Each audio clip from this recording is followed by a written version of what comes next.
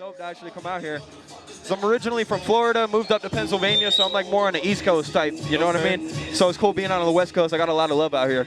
Oh, you got that ba-boom, boom, pap, ba-boom, boom, pap, that East Coast feel. Yep. Yeah, and then the flow, I know you said something about some Wu-Tang or something. Yeah, the label that I'm signed to, 144,000 Chosen Few. The leader of that label is Judah Priest from the Wu-Tang Clan and Brooklyn Zoo and the Zoo Bullies and everything. The 5%er. Yeah, so I did a show with him, and he signed me to 144, and then Vega Don, the vice president from Wu-Tang Management, came out and gave me a distribution deal under the management.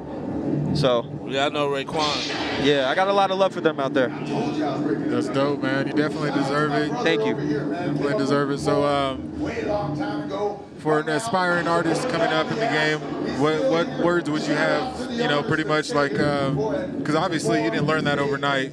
You definitely practice your craft and master it. So what keeps you going and what helps you, what keeps you pretty much motivated to continue? Being doubted.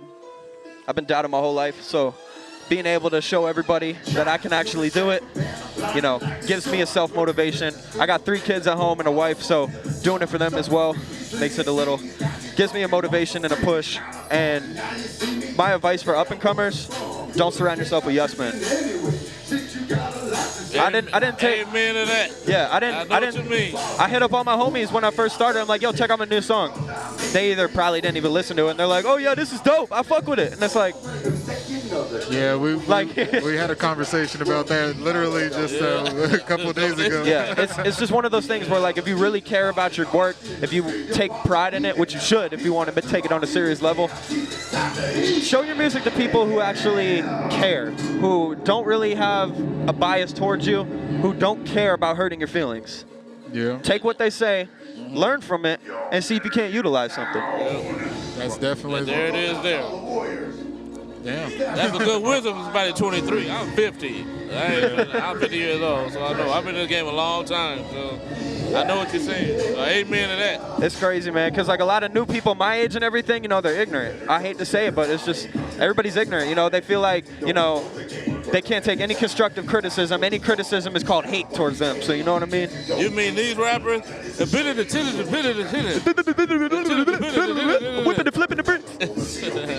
I whipped the titty. See, honestly, like, that's one thing that I like about hip hop is that it's so diverse. Yeah. Like, I'm a metalhead.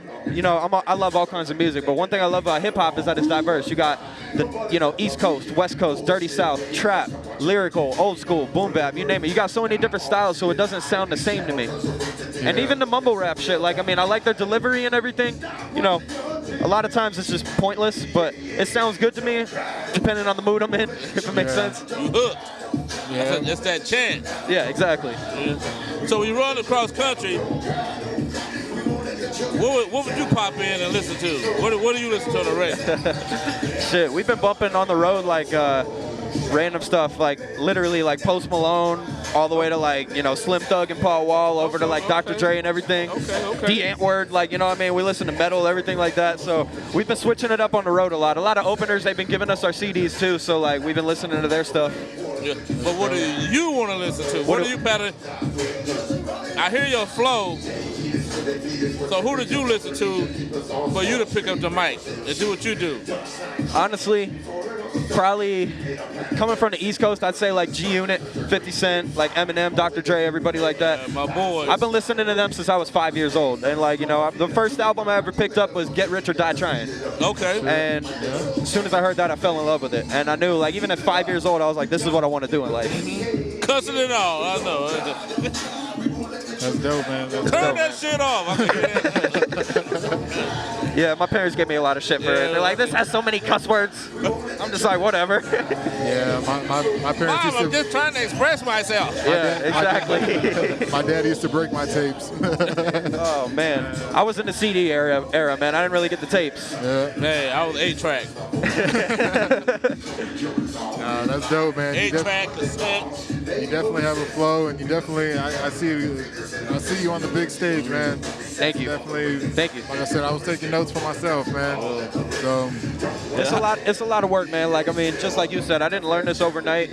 I mean, I took bits and pieces of it, and you know, again, took advice from people I idolized in this music, and just got their like full unbiased opinion on everything, how to improve my stage performance, how to improve like my breathing control, crowd control, everything like that, and just try to utilize all that together. We can see that. Yeah, Right. yeah. No matter all, we won't mention, but yeah, all these people up in here. If there was 50,000 people in here, you probably been on the top row. Right. Third row up. It's just, you know, it's a never-ending process, man. You know, just it's a constant improving. There's no such thing as perfect, in my opinion. So just keep doing the best you can. And you know, I've learned a lot. This is my first ever tour, so just being away from the family and everything, actually being on the road, it's a big learning experience for me. But I definitely appreciate it. I learned a lot, and I'm glad I did this. At the end of the day. What's your ultimate goal with the music career? Eventually be able to make it as a long-lasting career, be able to provide for my family, my wife, and just make sure that we're all taken care of and don't have to worry about anything.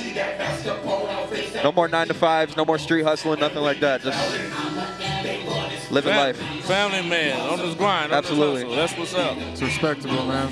Yeah. No. Yeah. I mean, honestly,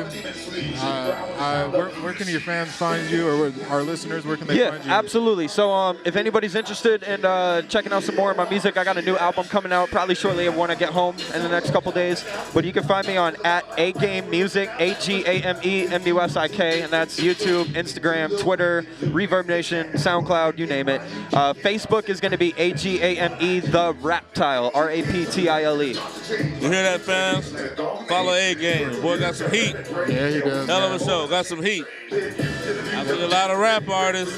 Boy got some skills. Don't sleep on them. Yeah, honestly, yeah. Don't sleep on them. And I'm hard on you.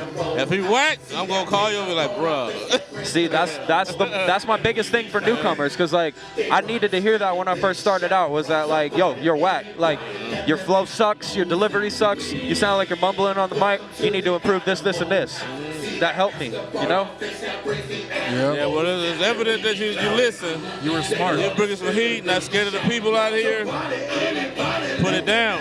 You did it in a smart fashion, man. The underground shows a lot of love, don't get it wrong, but like, just the music industry in and of itself, it's a cutthroat business. I mean, you can't be sensitive with this shit. Excuse my language, but you can't be sensitive, you know? Oh no, we unedited. Go ahead. Oh, we're unedited. Okay. All right, fuck it. But yeah, but you know what I mean? Like, you can't be sensitive. You can't be like, you know, if you have a dead crowd like tonight, for example, you can't be like, oh, well, nobody fuck with my music, so, you know, I must not be good. I'm gonna hang it up. Or if someone says, hey, I didn't like this song, don't take that shit to heart. That's one thing that I noticed about your performance. You definitely kept the energy like if it was a packed fucking house. Yeah. And that was honestly, I respected that. And I think that's what drew me into your performance overall. The fact that you were performing like it was packed, man. See, I appreciate that, man. Thank you. One thing that made me want to do that was like before I got into the music and took it seriously was I was a fan first off. And my brother from Detroit, Michigan, they threw a music festival out in their place in Detroit when I lived in Florida. And me and my dad went out to their show, and like they're underground rap, and they had like 5 people in the crowd, including me. And they rocked it just like there was 40,000 people at a stadium. Yep. And they said solely because you traveled 3,000 miles to see us, so we're gonna rock it out just for you. And that stuck with me. And you know, I learned a lot from him because he passed away like a month after that event. So rest in peace, Jeff Moser Stitches. But yeah, that was like one of my biggest influences growing up. That's what's up. Yeah, man. All right, Game. Hey, much love. Hey, much love. You guys have a safe trip. Absolutely. I know you got to go to what? Vicious Entertainment. Much love to y'all, for real. Appreciate you. Thank you. Yeah, it's been a long ride. We got San Jose tomorrow, Cave Junction, Oregon, and then Spokane, Washington. And then we're done, man. I'm going home. Thank you. That's what's up. You guys are headed up north. What, back to Pennsylvania? Yeah, going back to Baltimore. And then when I get back, we're doing a music festival out in Gettysburg. It's an outdoor music fest. It's called UP Festival. It's low-key from Mission Effect and like Ala Zulu. A couple of other like big-named underground bands are performing. And then the week after that, me and my buddy were opening for Tech 9 at the Chameleon Club in Lancaster, PA. Oh, that's what's up. Yeah. Tech 9, that's my people right there. Yeah. You know, skill. I know he help you step your game up. You be like, Yeah. Tech. He's one of the OGs, man, and like. Oh yeah.